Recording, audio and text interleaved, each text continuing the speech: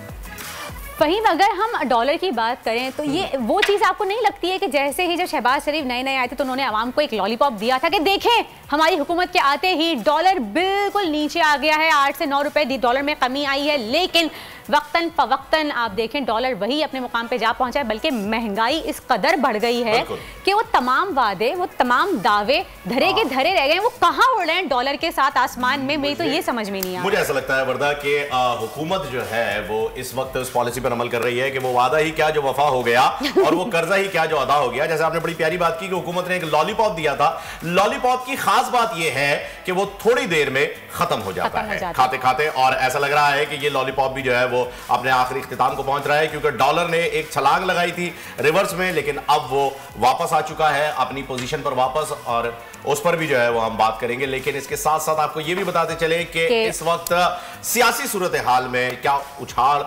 बिल्कुल, और हम सियासत की बात करें तो मैं आपको बताना चाहूंगी कि ऐसे में जब आज पीटीआई जहलम में ताकत का मुजाहरा करने जा रही है, हुकूमत ने जमहूरी इक़्तिदार और आईनी तरीक़ेकार की धज्जियां उड़ा दी हैं। सदर आरिफ अलवी की जानिब से गवर्नर पंजाब उमर को हटाने की सिफारिश मुस्तरद किए जाने के बावजूद हुकूमत ने अपने डिवीज़न का इस्तेमाल करते हुए उनके ज़रिए उमर सरफराज चीमा की बरतरफी का नोटिफिकेशन जारी कर दिया। और ये तब्दीली इतनी अजीब तरीके से की गई है कि रात गए ही गवर्नर हाउस में पुलिस की भारी नफरी तैनात कर दी गई है ताकि उमर सरफराज चीमा गवर्नर हाउस में दाखिल ना हो सकें। लाइक सीरियसली, आपको लगता है क्या ये अखलाकी तौर पे ये चीज़ सही है? इसके अलावा रात गए बड़े पैमाने पर तकर्रुर तबादले भी देखने में आए हैं कि पंजाब के 7 सेक्रेटरीज तब्दील कर दिए गए, और ये भी रातों रात किए गए हैं।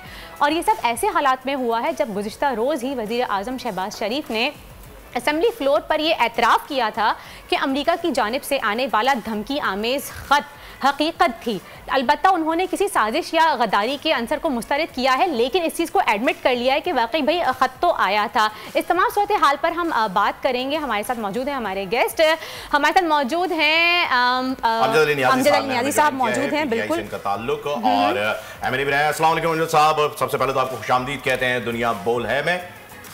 सलाम, सुनाए कैसे हैं? अल्हम्दुलिल्लाह। अमजद साहब, ये लाहौर में क्या हो रहा है ये इस वक्त? पंजाब की सूरत हाल पर हम चाहेंगे कि आपसे थोड़ी सी जो है इस पर राय ली जाए। रातों रात फैसले हो रहे हैं, रातों रात सदर साहब की राय को भी जो है वो नहीं माना जा रहा है। थोड़े अरसे पहले हमने देखा था कि एक प्राइवेट होटल में जो है वो हमजा शहबाज साहब ने अपने आप को खुद साख्ता तौर पर सीएम पंजाब डिक्लेयर कर दिया था। वहाँ एक तकरीब भी हुई थी जिस पर मरियम नवाज साहिबा ने उन्हें बहुत ही ज़बरदस्त तरीके से वेलकम भी किया। अब जा करके जो है वो यहाँ गवर्नर साहब को हटा दिया गया है, तो ये क्या मामला चल रहे हैं? हमारी नज़र में तो पाकिस्तान को बनाना रिपब्लिक बनाने की कोशिश की जा रही है, और आपने देखा होगा कि लोटों के साथ जो है वो पंजाब के अंदर जो है गवर्नमेंट बनाई गई है जिसका कोई मैं समझा अखलाकी जवाज भी नहीं है। वोट भी पाकिस्तान की अपना पीटीआई के हैं, और बन जो है वो अक्सरियत जो है अकलियत में बदल गया और अकलियत अक्सरियत में बदल गया, और जिस तरीके के साथ अदालती मार्शला लगा के हलफ उठवाया गया, और वो भी चीफ सेक्रेटरी के जरिए नोटिफिकेशन जारी करवाया गया जो नहीं हो सकता। हलफ जो है वो स्पीकर से उठवाया गया। अभी आपने देखा होगा कि गवर्नर को जिस तरह हटाने की कोशिश की, जिसके ऊपर प्रेसिडेंट ने एक बड़ा वाज़ेह उन्होंने कहा जी कि आइन के मुताबिक तो वो अच्छी काम कर रहे हैं, लेकिन रातों रात इन्होंने जो नोटिफिकेशन निकाला है वो भी अचंभे की बात है। ऐसे कौन से इमरजेंसी हो गई है जिसमें गवर्नर पंजाब वो है वो अगर आइन और कानून की बात कर रहे हैं, तो क्या पाकिस्तान में आइन और कानून की हुक्मरानी होनी चाहिए या पाकिस्तान को एक बनाना रिपब्लिक होना चाहिए? ये तो फैसला अब आवाम को करना है। और आप देख रहे हैं कि अदालतें अगर रात 12 बजे उस इशू पे खुल सकती है, तो इस इशू पे आज हम देखेंगे, इंतजार करेंगे कि क्या मौक़िफ़ सामने आता है सबका।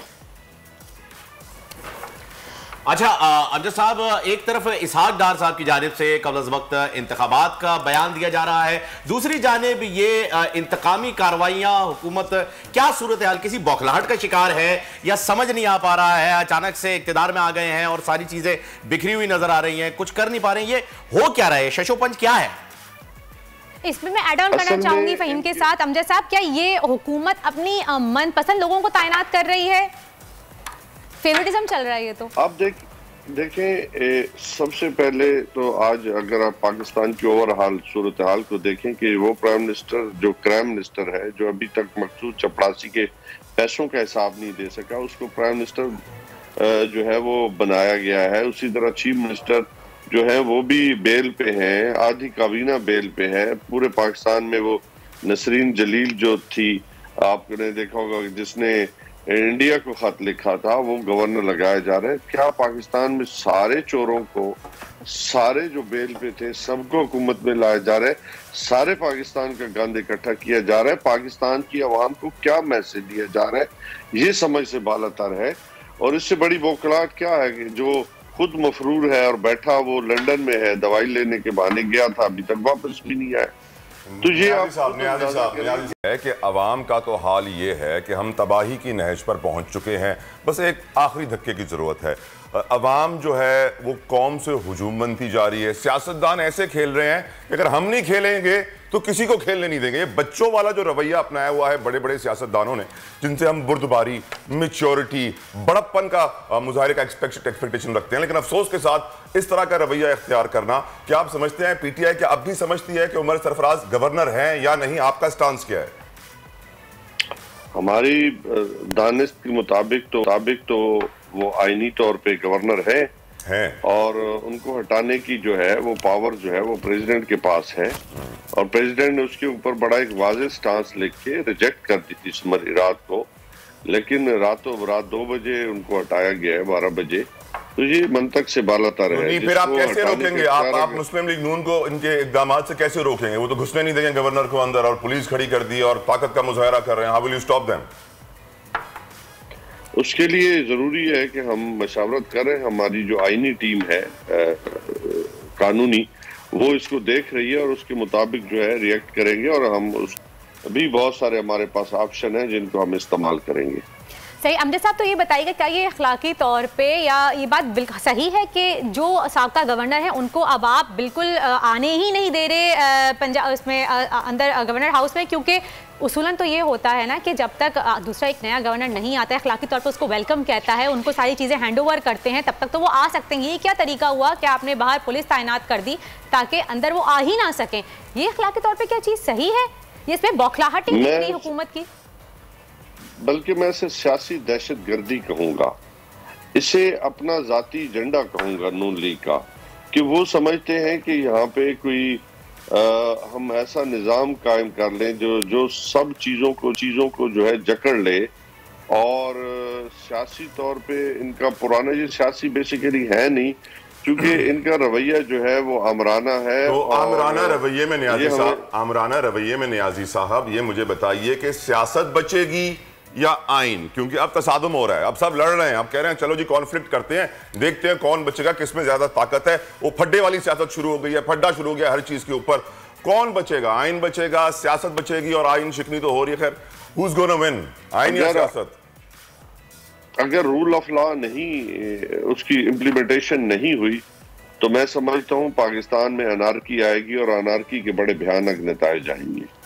वो फवाद चौधरी साहब पहले ही सिविल अनरेस्ट के बारे में ट्वीट कर चुके थे, तो ये एनार्की हम अफोर्ड कर सकते हैं नियाजी साहब? क्योंकि ये तो हम पहले ही मुश्किलात से तो घिरे हुए हैं इस वक्त। ये तो सोचने वालों के लिए मेरे ख्याल में एक बहुत बड़ा क्वेश्चन मार्क है कि वो अपने जाती उससे इख्तलाफात से बाहर आके अगर यकीनन नियाजी साहब सोचने वालों ने सोचना बंद क्यों कर दिया?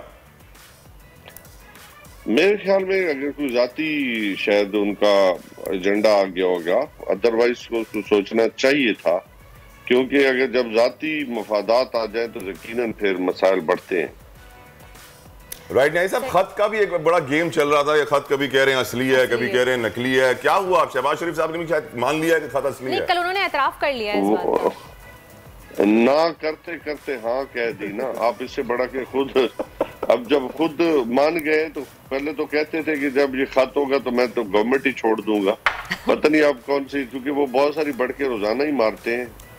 और लेकिन इन भड़कों का नुकसान किसे है नियाजी साहब? इन भड़कों का इम्पैक्ट हमारे मुल्क पे क्या आ रहा है? इन भड़कों का इम्पैक्ट हमारे आवाम पे क्या आ रहा है और हमारी मईशत पे क्या आ रहा है? देखिए, जब से तहरीक-ए-इत्तेमाद आई, जब हमारी गवर्नमेंट थी, आपको याद होगा उस वक्त कितनी इकोनॉमी ऊपर जा रही थी, स्टेबल थे, रुपया हमारा मजबूत हो रहा था, चीजें बेहतर हो रही थी। लेकिन उसके बाद आज देखें, आज हमारी स्टॉक एक्सचेंज कहाँ खड़ी है, रुपया कहाँ गिर रहा है, हमारी इकोनॉमी कहाँ है, आज IMF हमें क्या कह रहा है। तो ये अनारकी की ही वजह से है ना कि पाकिस्तान को अनस्टेबल किया अल्लाह गया। रहम करे, अल्लाह रहम करे न्याजी साहब, अल्लाह रहम करे। हम दुआ गो। न्याजी साहब आप हमारे साथ प्लीज रहिएगा। इस वक्त अपने नुमाइंदे की जानिब जा रहे हैं ताकि हम जान सकें गवर्नर हाउस में इस वक्त ताज़ा तरीन सूरत हाल क्या है, वहां से लेटेस्ट अपडेट्स लेंगे। हमारे नुमाइंदे इस वक्त जुनेद वहां पर मौजूद है। जुनेद अशरफ बताइएगा क्या सूरत हाल है वहां पर, कितनी सिक्योरिटी तैनात की गई है? जी बिल्कुल, इस वक्त मैं मौजूद हूँ लाहौर में माल रोड पे गवर्नर हाउस पे। सिक्योरिटी सख्त तरीन कर दी गई है। हमने रात गए से देखा कि सिक्योरिटी के सख्त तरीन इंतजाम कर दी गए हैं। 400 से ज़ायद पुलिस एहलकार है जो सिक्योरिटी पर इस टाइम मौजूद है और हो सकता है मजीद आने वाले वक्त में मजीद सिक्योरिटी तलब कर ली जाए ताकि किसी भी नाखुशगवार वाक़े से निपटा जा सके। अगर मेरे कैमरा मैन दिखा सके तो पीछे बख्तरबंद गाड़ियाँ मंगवा ली गई हैं और उसके अलावा बुलेट प्रूफ गाड़ियाँ भी यहाँ पर मौजूद है और सिक्योरिटी पर मौजूद है पुलिस एहलकार जो इजाफी सिक्योरिटी पर मौजूद है। पीछे देख सकते हैं कि सिक्योरिटी पर मौजूद पुलिस एहलकार यहाँ पर मौजूद है और पीछे भी यहाँ पर बैरियर्स लगा दिए गए हैं। अगर हम गवर्नर हाउस के वाले से बात करें तो गवर्नर हाउस के बाहर बैरियर्स लगा दिए गए हैं और सिक्योरिटी को बढ़ा दिया गया और यहाँ पर पुलिस एहलकार मौजूद हैं जो सिक्योरिटी पर मामूर है। सैकड़ों पुलिस एहलकार हैं जो इस टाइम सिक्योरिटी पर मामूर है और इसके अलावा सिक्योरिटी को सख्त तरीन करने के लिए खारदर तारें भी मंगवा ली गई और खारदर तारें भी नस्ब की जाएंगी ताकि किसी भी खुशगवार वाक़े से निपटा जा सके।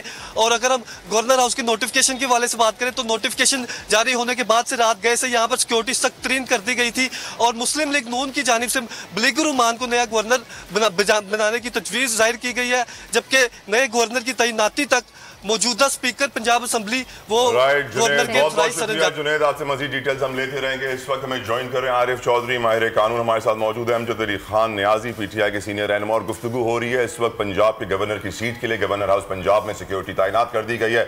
सियासत और आइन आमने सामने है। आरिफ चौधरी साहब, लग ये रहा है कि अब तसादुम, लड़ाई और वर्दा बस कॉन्फ्लिक्ट ही हो रहा है और यही वही वाली बात हो रही है कि दोनों हुकूमत और अपोजिशन लड़ रही है और हम यूं देख रहे हैं कि क्या हो रहा है। हुकूमत, अपोजिशन और आइन का मुकाबला है। तो आरिफ चौधरी साहब, आइन जीतेगा या सियासत?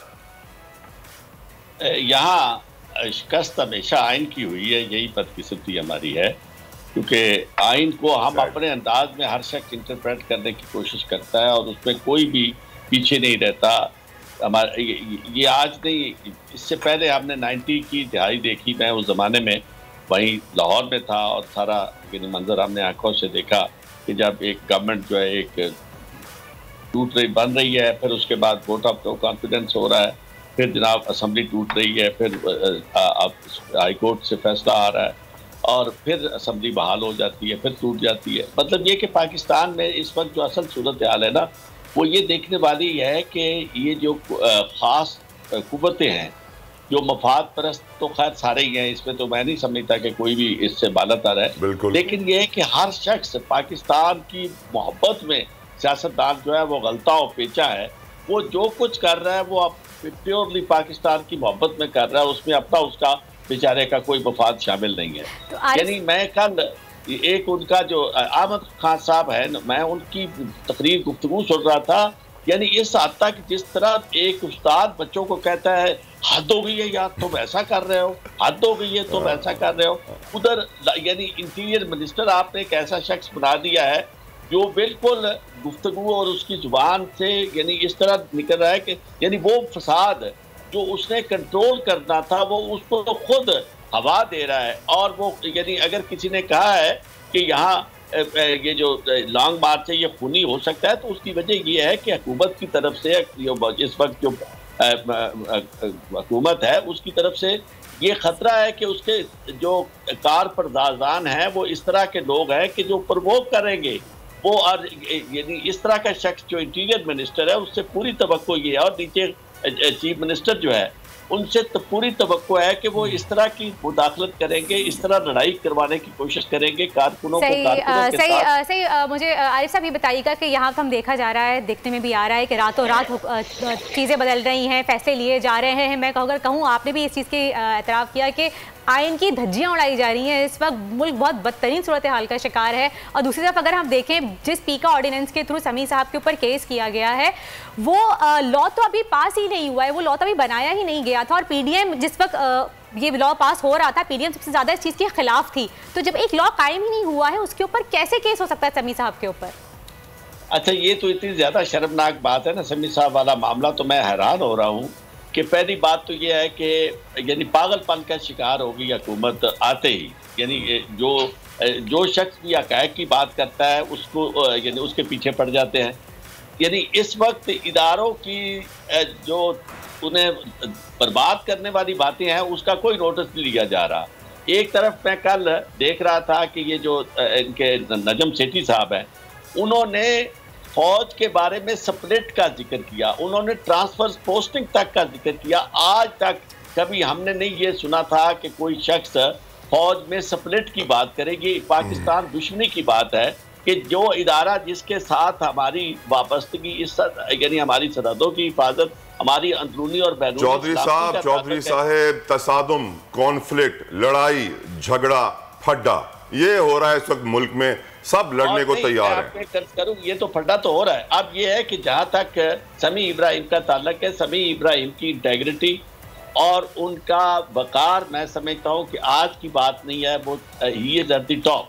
यानी कोई शख्स उनके बारे में, यहाँ तक कि आप देखें कि यही हुकूमत, माजी की हुकूमत जो थी, उसके एक वजीर ने, जिसके बारे में हमेशा मैंने बात भी की, उसने बदतमीजी की समी इब्राहिम साहब ने इसके बावजूद।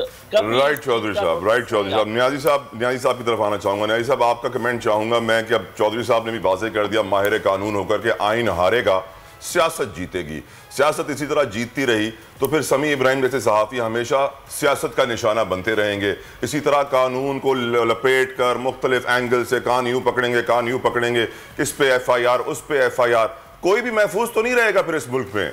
न्याजी साहब, मैंने इसलिए पहले एक बनाना रिपब्लिक की बात की है कि अगर कौम के ऊपर जाती एजेंडे नाफिज होते रहे और कानून और आइन की पासदारी न हुई तो इसमें कोई शक नहीं है कि देखो आज पाकिस्तान को, आउटसाइड पाकिस्तान हमारा क्या फेस दिखाया जा रहा है। बिल्कुल कि हम एक ऐसी कौम है जिसके जो लूटने वाले हैं, जो लूटर्स हैं, वो मुसल्लत हो गए हैं। जो कौम के बदतरीन आज भी अदालतों में केसेस हैं जिनके वो केसेस भुगत रहे हैं। तो इसका मतलब है कि बाहर की दुनिया हमारे बारे में क्या सोचेगी और वो सोच क्या। लेकिन न्याजी साहब, आपको ये नहीं लगता कि सिर्फ हुकूमत जो है वो सिर्फ PTI के रहनुमाओं को जो है वो कार्रवाई का निशाना बना रही है? जो PTI के फेवर में बोल रहा है उनके ऊपर इसमें तो कोई शक कार्रवाई की जा रही है। हर उस शख्स को धमकाया डराया जा रहा है जो भी सच बोलना चाहता है। हर सच वाले बोलने वाले को दीवार से चुनने की कोशिश की जा रही है और ये पाकिस्तान के अंदर एक बड़ा खतरनाक ट्रेंड है जिसको ज्यादा देर तक मैं समझता हूँ बरकरार तो नहीं रखा जा सकता, क्योंकि अवाम जो है वो उठ खड़ी हुई है। मैं पहले भी आपके कहा कि खुदा न खास्ता मामलात उधर चले गए जहां से वापसी में भी मैं उसे सॉफ्ट इनकलाब का नाम दूंगा। मैं हमेशा बचना चाहता हूँ। बहुत बहुत शुक्रिया अमजद खान न्याजी साहब, PTI के सीनियर रहनुमा हमारे साथ मौजूद थे। माहिर कानून आरिफ चौधरी साहब हमारे साथ मौजूद थे। बहुत सीरियस गुफ्तगू यहाँ पर हो और यकीनन ये बातें जो आज हमने शो में की हैं बड़ी परेशान कुन है, बहुत अलर्टिंग है। हमें सोचना चाहिए हम किस राह पर जा रहे हैं। फ़हीम, सब्सक्राइब करें और बेल दबाएं ताकि कोई खबर रह न जाए।